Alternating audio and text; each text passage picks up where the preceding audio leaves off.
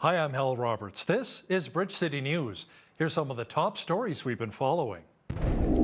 UCP leadership hopeful Brian Jean was in Lethbridge over the weekend, explaining how he would address our doctor shortage. The numbers are in from the 2022 Tim Hortons Brier, and officials say it was a huge financial success. We have the details. And Ukrainian President Zelensky is reaching out to China to help broker a peace deal with Russia. Our foreign affairs expert Lisa Daftari will have the details. Your nation, your province, your southern Alberta. From the heart of Lethbridge, it's Bridge City News with Hal Roberts.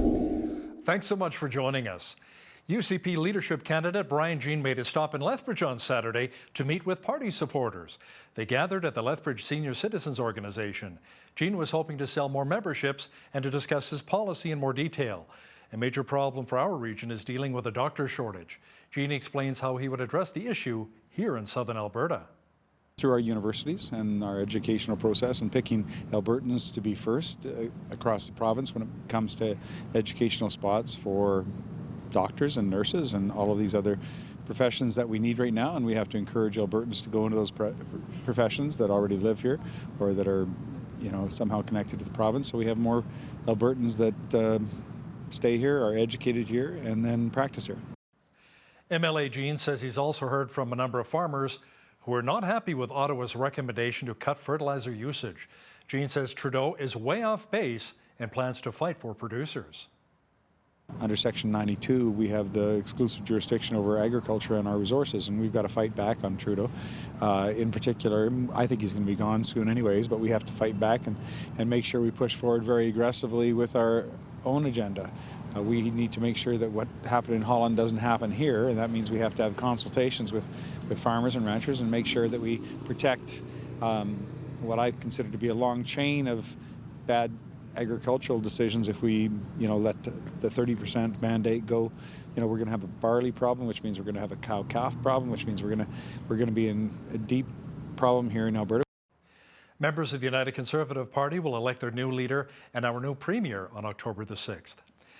The abrupt resignation of Doug Schweitzer from the UCP cabinet is seen as a major blow to the party in the midst of a leadership race and less than a year away from the Alberta provincial election. Schweitzer submitted his resignation as Jobs, Economy and Innovation Minister on Friday to Premier Jason Kenney. He also announced that he would not be seeking re-election as MLA, but would stay on until the end of his term. Schweitzer has a young family and was a partner in a Calgary law firm that specialized in restructuring and bankruptcy before he ran for office. Over the past year, he helped to secure some major wins for the province, including a booming tech sector, a growing film industry, and a jobs market that caught fire with Alberta's unemployment rate lowering to 4.8% this month. Industry analysts say Alberta is leading the country in economic recovery despite rising inflation and interest rates. The southern Alberta region is under another heat warning where daytime temperatures could reach up to 35 degrees. Environment Canada says Monday should be the last of it for a couple of days as we're getting some cooler temperatures coming in. But the heat is expected to return again on Thursday. Meteorologist with Environment Canada, Terry Lang, offered some tips to beat the heat. Certainly trying to stay hydrated as much as possible, seeking shade, seeking cool places if you can, like malls, movie theaters, if you don't have air conditioning, that type of thing. We recommend people trying, if you have to do outdoor activities, to try and do them in the cooler parts of the day, like the mornings or the evening times when the heat isn't so intense. But those are the most important things to do. Lang also advises everyone to keep an eye on any symptoms of heat exhaustion or heat stroke. You know, that heat warning by Environment Canada continues for much of southwestern Alberta. Our weather analyst, Jeanette Rocher, is in now with a quick peek at the forecast. Jeanette, will we get close to setting any records? Close, Hal, very close.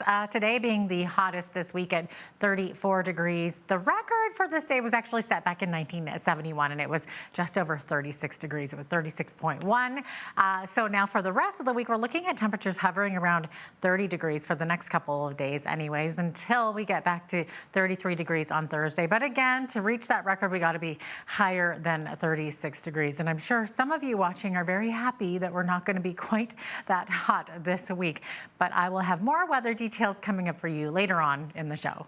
Thank goodness for air conditioning. Thanks so much, Jeanette. More backburns were planned as the BC Wildfire Service continues its efforts to build guards around a 60 square kilometre blaze in the Karamias region in the South Okanagan. Light winds over the weekend helped crews make progress on the blaze, and no new evacuation orders have been issued since last week. Fire Information Officer Brian Zandberg says crews have been making real good gains as they built containment lines around the blaze that broke out July 29th and forced around 500 evacuations, along with another 1,000 evacuation alerts. The Lethbridge Fire Department is stressing the importance of properly disposing of smoking materials and fire prevention. There have been a number of structural fires in our city recently that were caused by smoking materials not being disposed of properly. Troy Hicks with Lethbridge Fire says the best way to put out any smoking material is to ensure it's not anything combustible. We can't reiterate enough the importance of making sure people have proper disposal devices, like an ashtray that's usually used inside a home is not good outside on a patio or on a front step or things like that. You should have a bucket or something full of sand or water or anything like that. You want to make sure that it is completely out and not burning anymore, not hot or nothing before you dispose of it. Lethbridge Fire is also reminding residents to never discard smoking materials from a moving vehicle, which can lead to many grass fires. A 35-year-old Medicine Hat man who told his family he was going on a fishing trip to the Crow's Nest Pass was found dead over the weekend. RCMPs say Rajesh John's body was located at the base of a waterfall near Lynx Creek and Carbondale around 12 p.m. on Sunday. A search for John was launched after his family reported him missing last week. His vehicle was found at the Lynx Creek campground on Friday evening, and his body was discovered a couple of days later with the help of Lethbridge Fire Department's dive team. A 24-year-old man from Brooks is dead after he was hit by a vehicle on Saturday. Police say the collision occurred on Highway 539 just east of Range Road 165 in Newell County. The man was walking along the road when he was hit by an eastbound vehicle. He was transported to hospital where he later died. Police are asking witnesses to come forward to help in their investigation. If you've seen anything that can help police, call Crime Stoppers right away at 1-800-222-8477. Lethbridge police are looking for a 13-year-old boy. Cash Allen McCauley was last seen at his home on August the 2nd. It's believed he ran away from home. Attempts to locate him have been unsuccessful. There are no concerns of foul play, but his parents and police are concerned for his well-being. McCauley may be on the north side of Lethbridge. He's described as 5'2", long blonde hair, wearing a black dress shirt, blue jeans, and white high-top running shoes. If you've seen Cash McCauley, please call Lethbridge Police right away at 403-328-4444. The contentious issue of paid parking at the NMAX Centre is moving ahead. Starting on September the 1st, patrons of the event centre will have to pay $5 for parking during concerts, cultural events, and Lethbridge Hurricanes hockey games. Cane season ticket holders will not have to pay for parking. Lethbridge College students will also have to pay fees if they want to park in the lot. Lethbridge City Council approved paid parking after looking at an external operation review of the centre. Kim Gallucci, the general manager at the NMAX Centre, says he knows paid parking will be an adjustment for many in the community, especially the Canes Hockey Club. They had made it very clear that they did not want paid parking. And for all the reasons that we believe are, it hinders people from buying tickets to some degree. As we worked through with them, season ticket holders are very important to them. And by making this work and making the playoffs work for them, it's probably the best situation of the paid parking scenario that we could come up with. So it took us a little while, but we got there. Gallucci is encouraging patrons to pay with the Flowbird app if they're going to consider parking at the NMAX Centre. Well, the final numbers are in for the 2022 Tim Hortons Brier here in Lethbridge. A report says it was a huge success. Close to $17 million was generated for the local economy during the very special curling event. Over 18,000 out-of-towners attended the festivities as well. As BCN's Micah Quinn explains now, local organizations are saying this event was vital in growing our local economy and building tourism here in Lethbridge.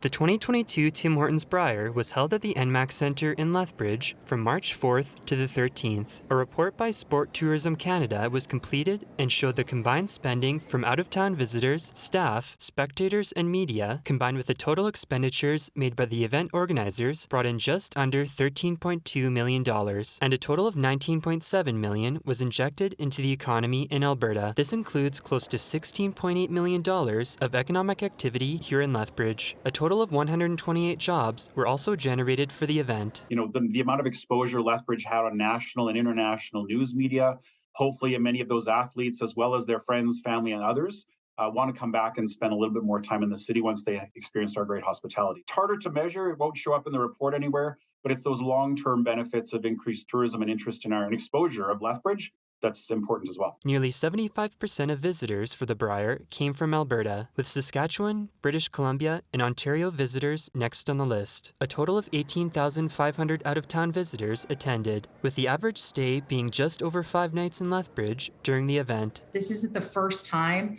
that Lethbridge has done a report like this for one of the major events, but because this event was, right as we were coming out of all of the COVID regulations, it was really important to kind of take a look so we could see the impacts that these events have, both pre-COVID and post-COVID. The report went on to say that the 2022 Tim Hortons Brier was a significant factor in people choosing to visit Lethbridge, rating it a 9.3 out of 10. For Bridge City News, I'm Micah Quinn.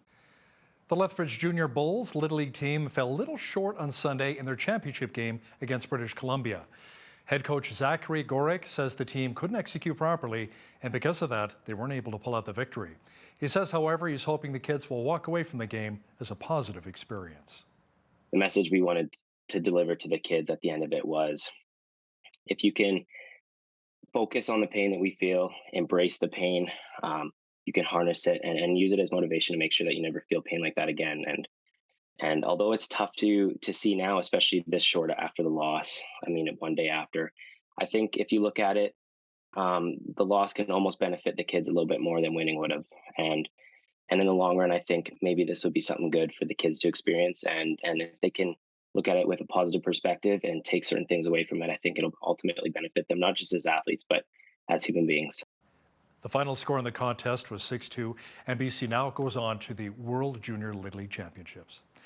Thousands of tickets to the World Junior Hockey Championship, which start Tuesday in Edmonton, are still available. Now, it's rare that the tournament is taking place during the summer, which is why many people may not be attending. Dan Mason, a professor who teaches sport and recreation at the University of Alberta, says the ongoing sexual assault scandal at Hockey Canada may also be a contributing factor. Explore Edmonton, which promotes tourism in our provincial capital, says it paused its promotion on the games in response to the allegations. The world's top tennis players will converge on Toronto and Montreal this week for the National Bank Open tournaments. Now, the cities are hosting the events at full capacity for the first time since 2019.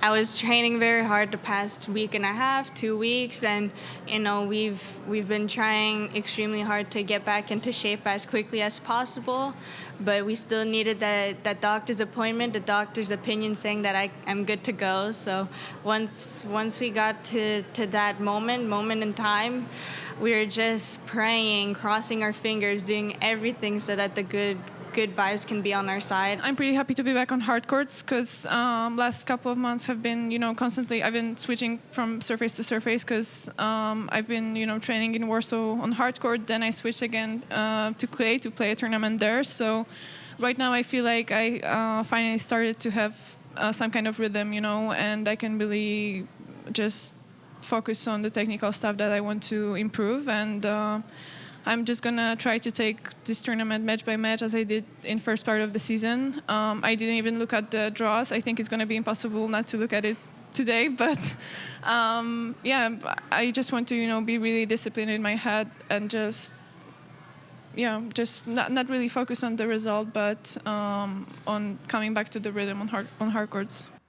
There's some sad news in the entertainment world today.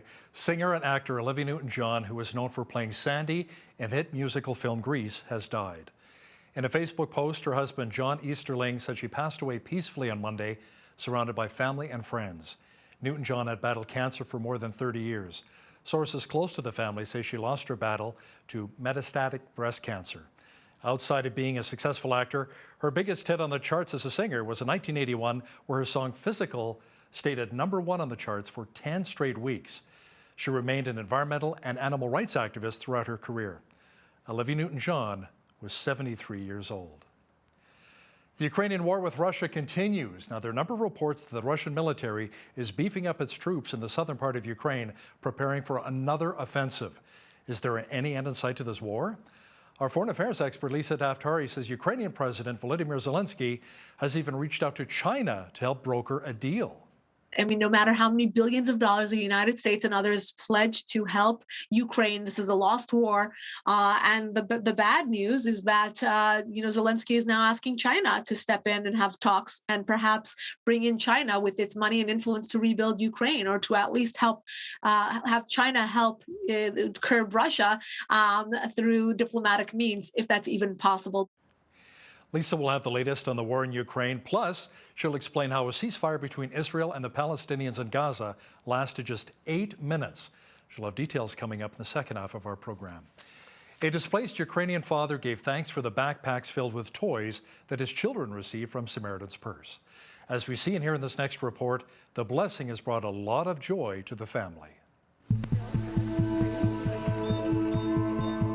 Там были бомбежки, военные стычки и перестрелки. Там было страшно. Приняли решение укрыться от войны и боялись за свою семью. Просто спаслись, скажем так.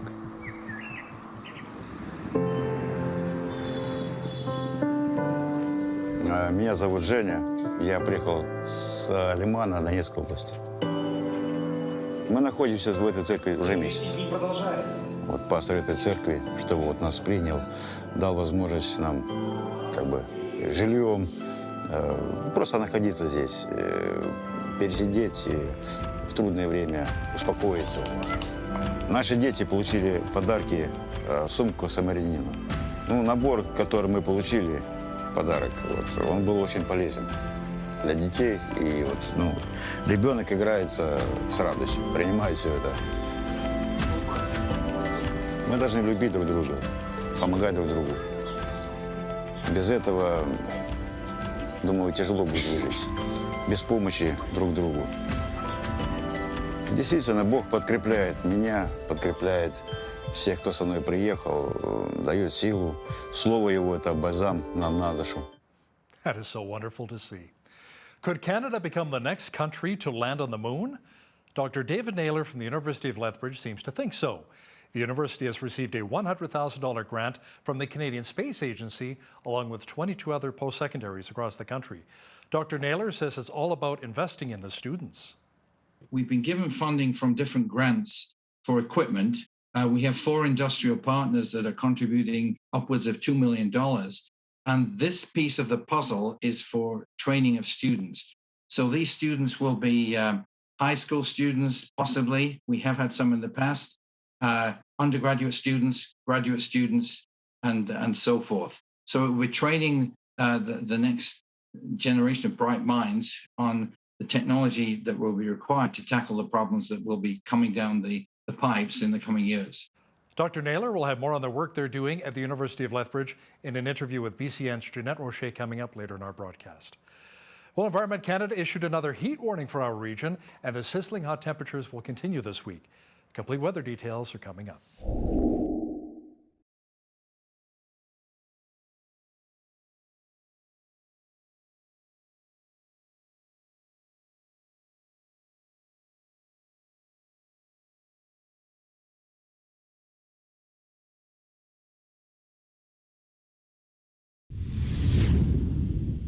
The heat warning for much of southwestern Alberta continued today. Jeanette Rocher is in now with a complete look at our weather forecast. Jeanette, how long can we expect these searing hot temperatures to continue? Well, today was the scorcher for sure at 34 degrees. After that, we are going to hover around 30 degrees. We're looking at that on Tuesday, 29 degrees on Wednesday with mainly cloudy skies. Back up to 33 on Thursday, 30 on Friday, and then up to 31 degrees on Saturday, and then back to 30 on Sunday. So to answer your question, it's going to be a hot one, and these hot, sizzly temperatures are definitely sticking around for a little bit there. Average high for this time of year, 26, so we're certainly going to be higher than that this week. Average low, 11 degrees. 36, as I was mentioning before, was our high temperature on this day back in 1971. And in 1988, we had our chilliest, which was only 5 degrees. 6:12, that's when the sun rose this morning, and the sun set this evening at 9:02 p.m. So we are just under, we're under 16 hours now. So we're looking at 15 hours and 50 minutes, or actually 14 hours and 50 minutes. So the days are just getting shorter so much faster now. 25 the high tomorrow in Victoria, 24 in Vancouver, sunshine tomorrow in Edmonton, 25 degrees. That's much cooler than what they have been experiencing lately, and 27 degrees in Calgary. Calgary, of course, still experiencing that heat warning today. 24 degrees is the high tomorrow in Saskatoon under sunny skies. Beautiful sunshine tomorrow in Regina as well. 25 the high there, and a lovely 25 degrees in Winnipeg as well tomorrow. Winnipeg looking at winds 30 up to 50 kilometer per hour wind gusts. So there you go. 24 the high in Toronto tomorrow. Toronto looking at lots of heavy rains this evening. Same thing for this evening in Ottawa. 22 the high only. Chance of thunderstorms there. Montreal looking at showers tomorrow as well. Fredericton expecting some rain as well at 19 degrees the high there. 24 the high in Halifax. Also looking at periods of drizzle and showers.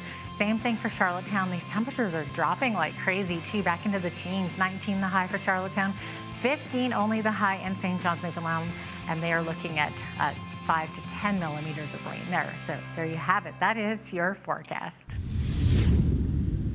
The Canada Revenue Agency says it will be sending out emails about uncashed checks to around 25,000 Canadians this month.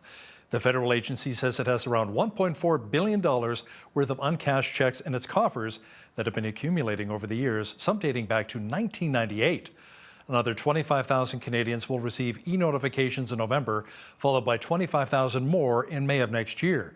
Canadians can check if they have uncashed payments by logging into or signing up for an online CRA account. Sonova Energy has reached a deal with British energy giant BP to purchase the remaining 50% stake in the BP Husky Toledo refinery for $300 million. The Calgary-based oil producer has owned the other 50% of the Ohio-based refinery since 2021. Sonova says its U.S. operating business will take over operations when the transaction closes. That's expected to occur sometime by the end of the year. Saskatoon-based fertilizer giant Nutrien Limited named its new president and CEO. Ken Seitz is now the new man in charge. He actually served as interim CEO since January and previously headed up the company's potash operation. Seitz grew up on a dairy farm in Saskatchewan and says he's honored and humbled to work alongside growers during these challenging times. He says Nutrien is well positioned to help meet global goals of food security and climate action.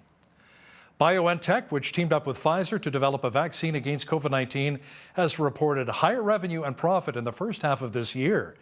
The German pharmaceutical company expects demand to grow as it releases updated vaccines to target new strains. Revenue hit around 9.57 billion euros in the first 6 months of 2022. That is up from nearly 7.36 billion in this same period a year earlier. Now, here's a look at today's markets. The TSX was up 49 points on the day to finish at 19,669. The Dow was up 29 points to 32,832. The S&P 500 was down 5 points to 4140, and the Nasdaq was down 13 on the day to 12,644. West Texas Intermediate Oil was up $1.75 to $90.76 U.S. per barrel. Natural gas was down 47 cents to $7.59 U.S. Gold was up 4 cents to $17.89 U.S. an ounce, and silver was even on the day at $20.67 U.S. an ounce. Feed wheat is at $10.75 per bushel, barley's at $7.95, canola's at $18.82, and corn is at $10.54 per bushel. Live cattle were up 48 cents to $138.35. Feeder cattle were up $1.75 to $181.28, and lean hogs were up 98 cents to $121.80. The Canadian dollar was down slightly over the past 24 hours to 77.78 US.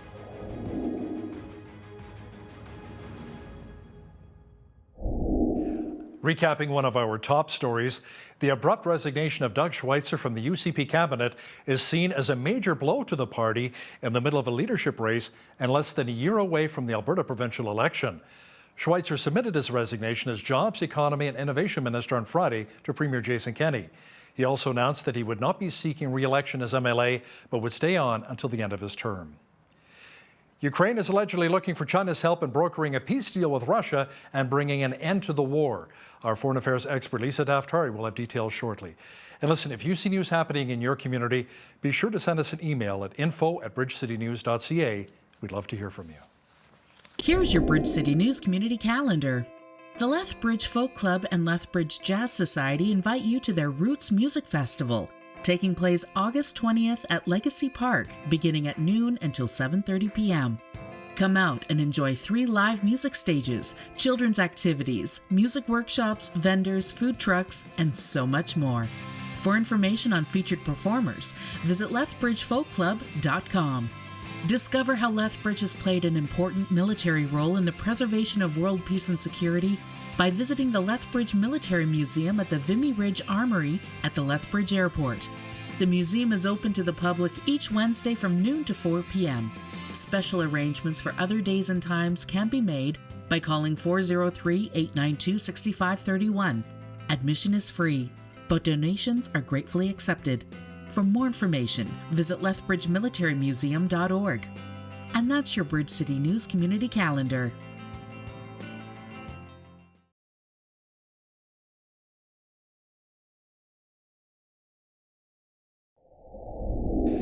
The ceasefire between Israel and Palestinian Islamic Jihad lasted a total of 8 minutes over the weekend as rockets flared into southern Israel shortly after the ceasefire was announced. To discuss this in more detail is our foreign affairs expert, Lisa Daftari, who joins us once again from Los Angeles. Lisa, that wasn't much of a ceasefire. Were there any casualties? There's been many casualties. Let me start from the beginning. The story of Israel and its terrorist adversaries, it cannot be told through the number of casualties. And I say that because what the media fails to report is the number of casualties committed by accident by the terrorists themselves. And I say by accident because I want to give them the benefit of the doubt. But what's happening is that they haphazardly are launching so many, over 1,200 at this point. I think that number is well near 1,500 at this point, missiles into Israel. And these rockets are falling short. So they're falling right into Gaza. So these so-called defenders or advocates of the Palestinians are killing actual Palestinians. There was a video over the weekend that we broke on the foreign desk where it fell short right into Gaza, killed 5 children. Again, these stories are not being told. They will use the same footage, those same pictures of dead children and say that the Israelis killed them because obviously there is this moral equivalency of Israel having a formal military and they are just a terrorist organization throwing rocks and grenades and rockets. Who knows where they got them from? We know where they got them from, actually. But the story goes like this. The Iranian regime sits in Tehran, funds this terror. They give them the weapons, they give them the money, they give them the pay for slave, meaning the money that goes to the families of those who are suicide bombers and die in the line of fire. And so they incentivize this terrorism, and Israel is fighting it on all sides. So there's Hezbollah in Lebanon, there's Palestinian Islamic Jihad in Gaza, there's Hamas in Gaza, and it's never ending. So how do we expect there to be a ceasefire when there's not 2 sovereign nations? What are they even fighting for? There's a terror organization that will stop at nothing. They want Israel off the map. So if Israel still is existing, they're going to keep on lobbing those rockets into civilian areas, by the way. Again, many reports about how Israel waits for these targeted attacks. If there are any civilians in the way, they will wait for these targeted attacks until the civilians get out of the way, but how these terror organizations purposely target civilian areas like bars and discos and pizza shops and schools and so on to get the highest number of Israeli casualties as possible. Thank goodness for the Iron Dome. We know a lot of Democrats and one Republican who voted against that Iron Dome, but it is the technology over Israel that, like a dome, catches these missiles from going into civilian areas and obviously causing many more casualties than we have. It's never ending. Wow. Lisa, Iran's foreign minister says he wants a realistic response from the United States to Iran's proposals at talks in Vienna in hopes of reviving the Iran nuclear deal. Indirect talks between the United States and Iran began last Thursday. Oh, my goodness. The fact that we're at this again, another round of talks when the Iranian regime has not shown any signs of being a worthy partner of a deal. They have just recently threatened to bomb New York City.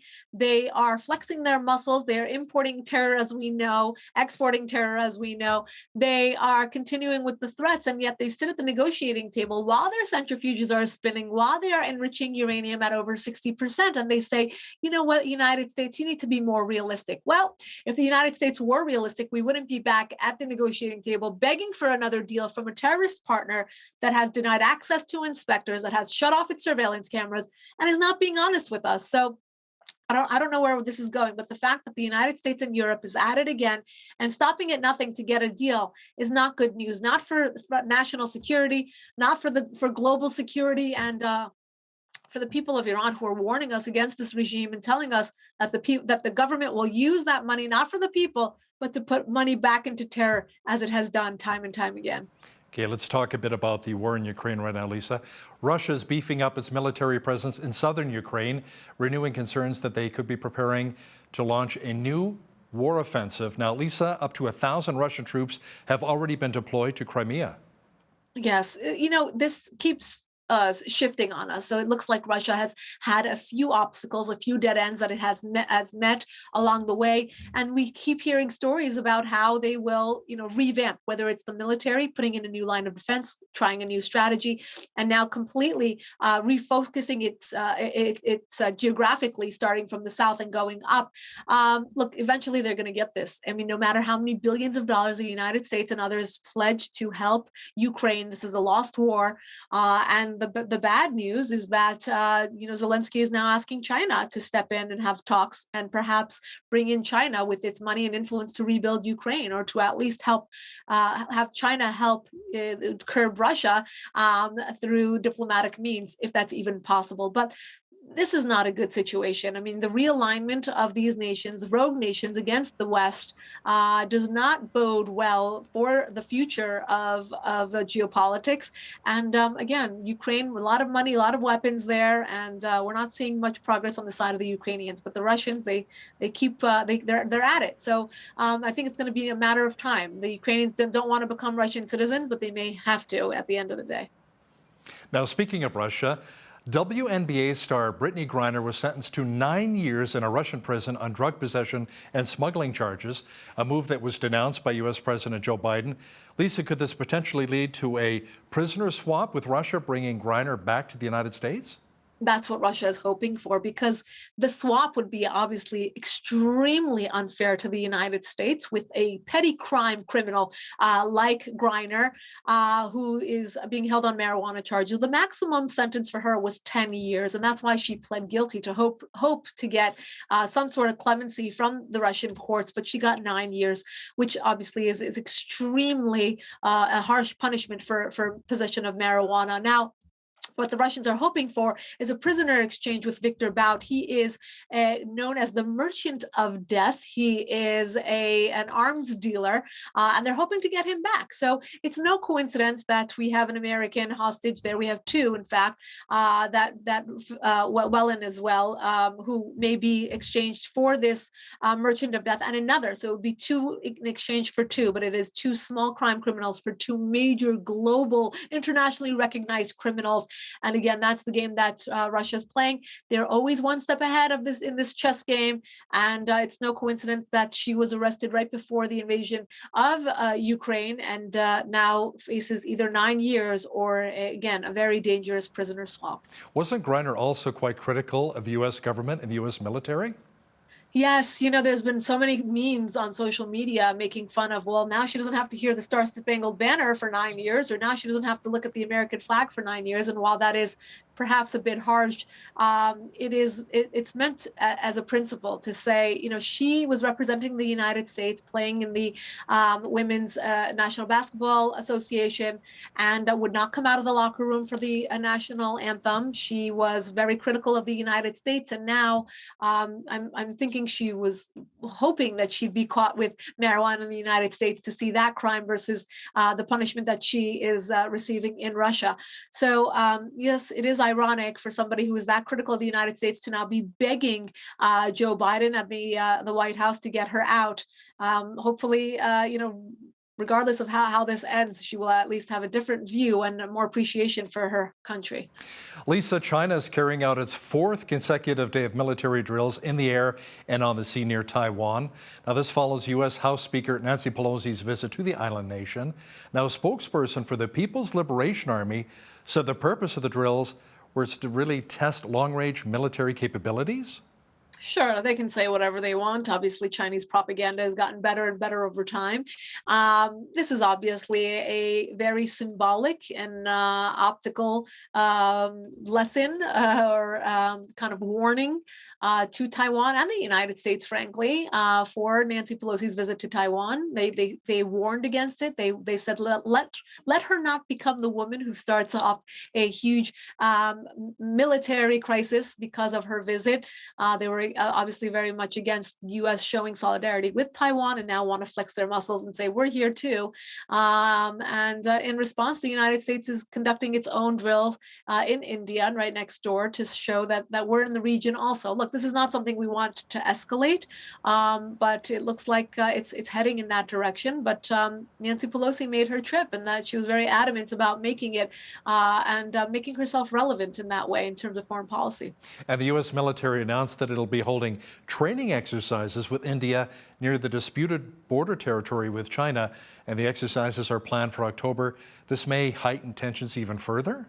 Exactly. I think there's no coincidence that the United States wants to have a presence there and want to maybe confirm or fortify its relations with neighboring countries that will have to be involved regardless of whether they want to or not, if there should be a conflict in that region.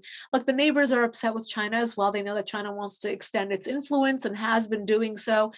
So yes, the United States is partnering up and saying we're going to be doing our own drills and we're going to be doing our own testing, and it's a message to China whether they want to hear it or not.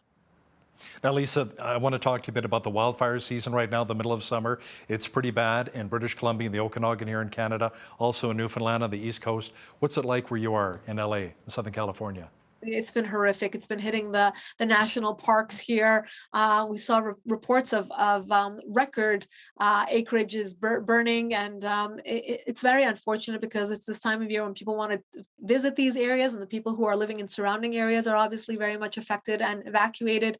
Yeah, it's something to look out for. Here in Los Angeles, we've been actually better this year than we were last year, although there have been some peripheral fires, and we see signs everywhere warning. But here and there, we do smell some fire in the air, but in the areas that are in the immediate proximity of Los Angeles, it's been better, and the temperatures have been more mild.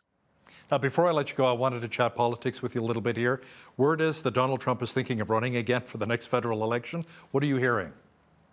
Yes, it seems that way. Well, he was at CPAC Dallas over the weekend, and he's trying to rally up some support. He has a lot of support. He actually won the straw poll at CPAC, and Ron DeSantis, governor of Florida, was in a distant second place.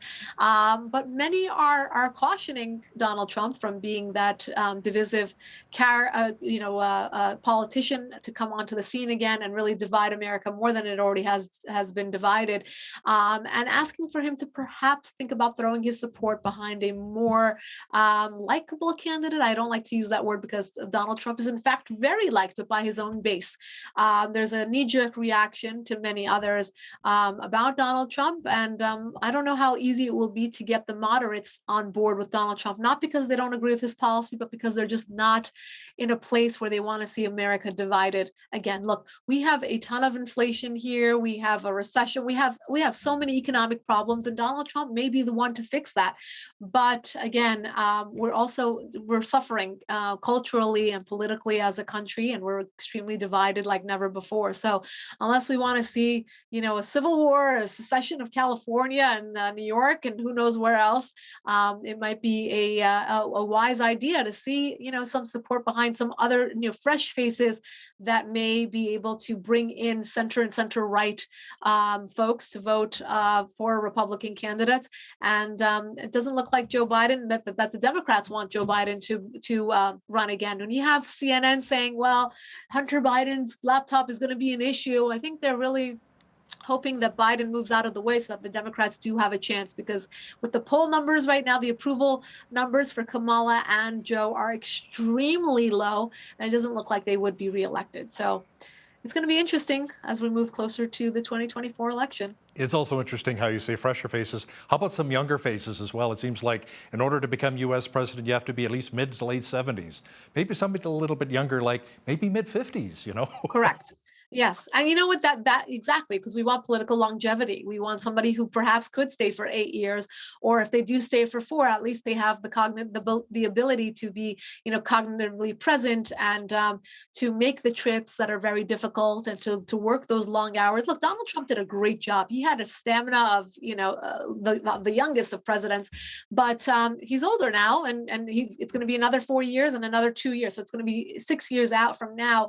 Yes, it's going to play a role. I think age will play a role. So I think if a younger candidate who has experience but has that that passion and drive, that would be ideal. She's our political reporter and foreign affairs expert, Lisa Daftari. Thanks again for joining us from Los Angeles. My pleasure.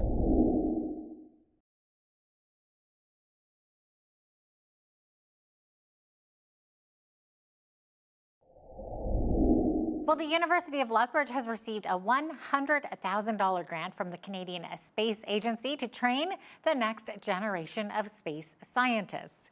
The U of L is one of 21 post-secondary institutions in the country to receive a grant through the CSA's Flights and Fieldwork for the Advancement of Science and Technology Funding Initiative. It's a mouthful, but joining me now to discuss this is Dr. David Naylor. He is the physics and astronomy professor and the head of the Astronomical Instrumentation Group at the University of Lethbridge. Dr. Naylor, thanks so much for joining me today. Hey, I appreciate it.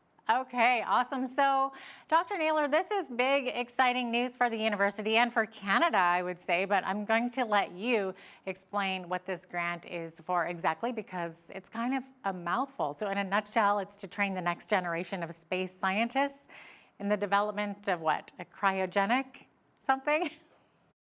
Yes. So most of your viewers may know that Canada is going to be going to the moon on a project called the Lunar Gateway. And the Canadian Space Agency has joined forces with NASA to on this project that will see a Canadian be the second nation on the boots on the ground on the moon. So someone in school today will be a Canadian who will have be only the second nation to step foot on the moon, which is really exciting.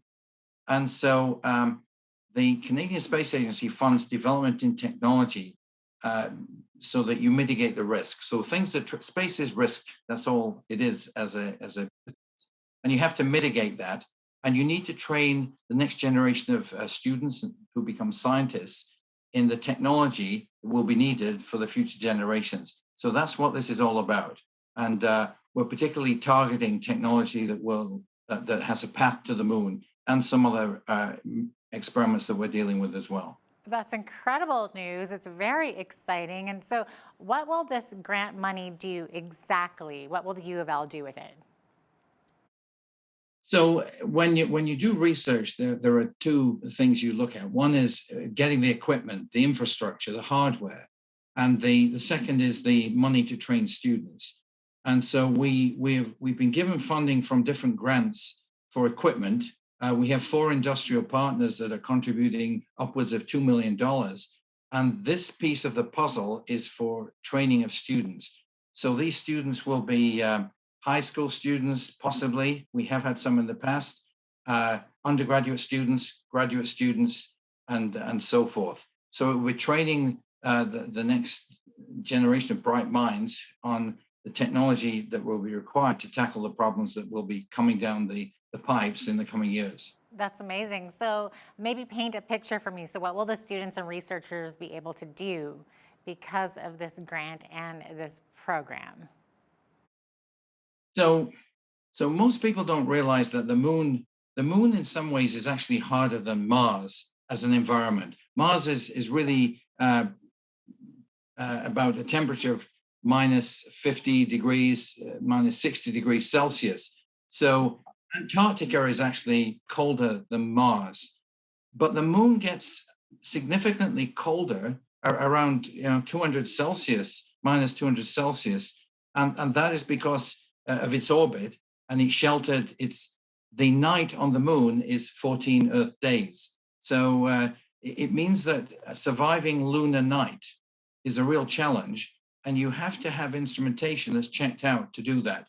And we have the largest cryogenic test facility, which is kind of like an enormous beer fridge. I mean, it gets much colder, much faster, but it cools to temperatures that nowhere else can be achieved really for the volume that we have.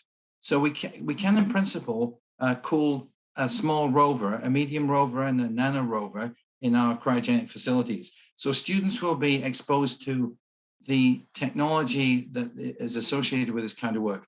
Basically, when you put things, if you get a glass of pop and put an ice cube in it, it cracks, it shatters. That thermal gradient just causes the ice cube to crack when you have a pop from the fridge. And pretty much everything you cool to these temperatures breaks. The optical, thermal, electrical, mechanical properties, everything, the properties of everything just fail as you get to extremely low temperatures. And so you must be able to design systems that will survive extreme cooling. And that's what we're doing. Interesting. The CSA calls it the Flights and Fieldwork for Space Technology, but the acronym is FAST. It's a very nice acronym. It's basically you have to simulate a space environment. And we're one of the few labs in Canada that can really do that. This project must simulate a realistic space environment. So what does that look like in terms of what the students will be doing in the lab at the U of L? Can you maybe give us some examples?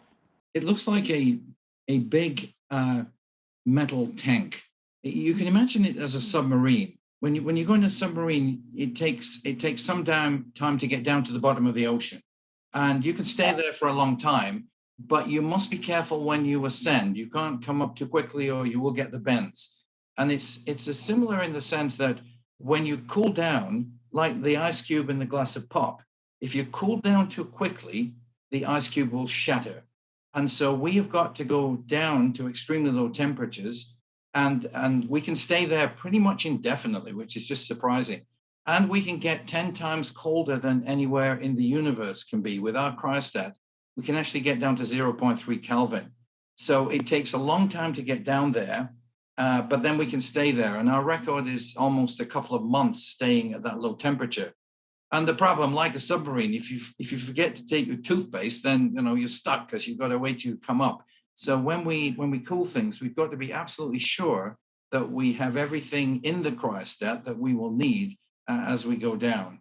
So it's meticulous work, it's careful work, and we're pretty good at what we do here. So we're training the next generation of students in this technology. Okay, so Dr. Naylor, is this cryogenic tank actually physically at the University of Lethbridge then, or is it off-site somewhere? No. It's on the top level of the new science building. So we have to be on the top level because we need a lot of compressors to cool it. So they're in the penthouse. And so we're on level 9 in the science building, and it was designed fit for purpose. So this is the first time we've had a lab that's been equipped specifically for this task. That's absolutely incredible. So this new type of spectrometer has been identified by the world's leading space agencies like NASA, right, as a necessary step to explore the galaxy. Can you explain why? It gets tricky pretty quickly, but we now know so when you explore the universe, you look at different wavelengths, different colors. So with your eye, you can see the planets out there tonight, but it turns out that most of the energy emitted by the universe is detected in the infrared. That's beyond the limit of human vision. And so you need certain types of detectors and certain types of instrumentation. And the physics is complex, but it boils down to the fact that you have to cool your detectors to extremely low temperatures to work. And then you've got competing contrasting requirements. You would like to cover a full spectral band, a broad spectral band. So if you were thinking about the rainbow of colors, you've got green through to yellow through to red, you've got the whole rainbow. And at the same time, you might want to know, well, is it lemon yellow, or is it a bolder yellow within the color range? And so the task is to cover a broad spectral range at very high spectral resolution. And that's a challenge. And so the space agencies have realized that this hybrid technology is going to be required. And NASA has identified this, the European Space Agency, with whom we do a lot of work as well. They know that this is the route to go. And so it's on the technology gap. Every year, NASA publishes a technology gap review. Where are we missing in technology? And then the world scientists like ourselves try to fill in those gaps as best we can. So, yeah, I think we know Einstein said the smartest person is the one who poses the right question, not whether you can answer it. The right question is that we need this type of instrument, and now we're trying to develop the instrument, which is well on the path, and we need to train the next generation of students in how to use it, really. Okay, so we've pretty much determined that this is an important step in the future of space exploration. So could something like this reduce future mission risk and cost then? Well, yes. I mean, space is all about risk. I mean, you don't get into this game if you're risk averse. So you have to make sure you've got redundancy, full redundancy. So whenever we launch anything, you make sure that there are ways that you can reprogram it. You basically carry two of everything: 2 lasers, 2 detectors, two drives, two whatever it is. You have redundancy, and then you also have a redundancy in your hardware, your firmware, and so you can reprogram and reconfigure the spacecraft should there be problems. And so what you don't want to do, and I've been involved in space for 4 decades. I worked at the European Space Agency. What you don't want to do is to launch something and then find out, oh, it doesn't work, and here's why. And we've been in those positions. And so you do as much testing, soaking as you can, and you try. And now the requirement is you must test in a realistic space condition. And that's the new space driver, that you must be able to show that you can evaluate the performance of your instrument in the conditions that it's going to experience once it gets out there. And that is what we do. So we've got one of the most realistic space simulators in Canada because of the low temperature side.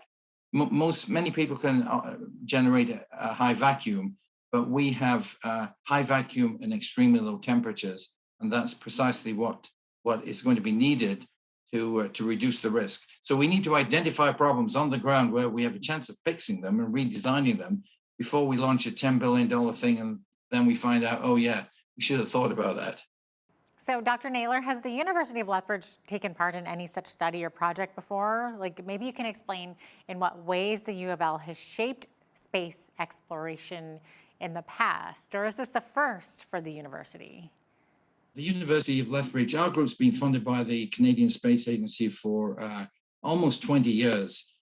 We've been funded by ESA as well, and also NASA, actually. We have an instrument that flew on a U-2 aircraft, Earth ER2 aircraft. So we're pretty old hands at this. And we built up the technology over, as I say, over several decades to become really the leading cryogenic space facility in Canada. That's amazing. Has Canada had much involvement in influencing space exploration? You know, that's yes and no. We're a small country, really, and so the tax base is small. So our space agency does not get the kind of funding that NASA does, for sure. Europe, the countries in Europe joined together to form the European Space Agency, and you have, I forget the number, but it's probably 15 countries, maybe more, and they each chip in, and then they do big things. Japan does it on its own. Russia did it on its own. China does it on its own. So Canada can't do it on its own. We just don't have the resources to do it. But there are a lot of really talented scientists and engineers in Canada. And what happens is that NASA and ESA invite us to join their teams. So Canada gets involved in space because of the expertise and excellence that exists in the professors in universities across Canada. And it's interesting because we have ties with Europe and America, we actually get involved with both agencies. I've worked with NASA and with ESA, and sometimes NASA and ESA don't work well together, but we're in a kind of a neat position that we can join forces with both, and we get invited to. So we've been invited to participate in a mission that is being considered by NASA. That is extremely, extremely cool. How much time do you think it will be before a Canadian steps foot on the moon? Well, I mean, that's a good question. Canada joined into the Lunar Gateway project, so Prime Minister Trudeau committed $2 billion to that effort, and in return for supporting that work, Canada gets a flight to the moon for a Canadian. So the second nationality to step foot on the moon will not be Russian or Chinese. Well, I mean, perhaps it could be, but it is going to be a Canadian after Americans, which is really kind of exciting. We don't actually know yet. The Artemis project is going to go back, and they're thinking probably 2025. And when the Canadian will be there, it's not clear. There will be a launch slot and a seat on the spacecraft, but it really will be a big thing for Canada. Oh, it's giving me chills just thinking about it. Dr. Naylor, thanks so much for joining me today, and all the best in this study. Hey, I appreciate it. Thanks. Absolutely. Dr. David Naylor is a physics and astronomy professor and head of the Astronomical Instrumentation Group at the University of Lethbridge. I'm Jeanette Roche on behalf of all of us here at Bridge City News. Thanks for watching.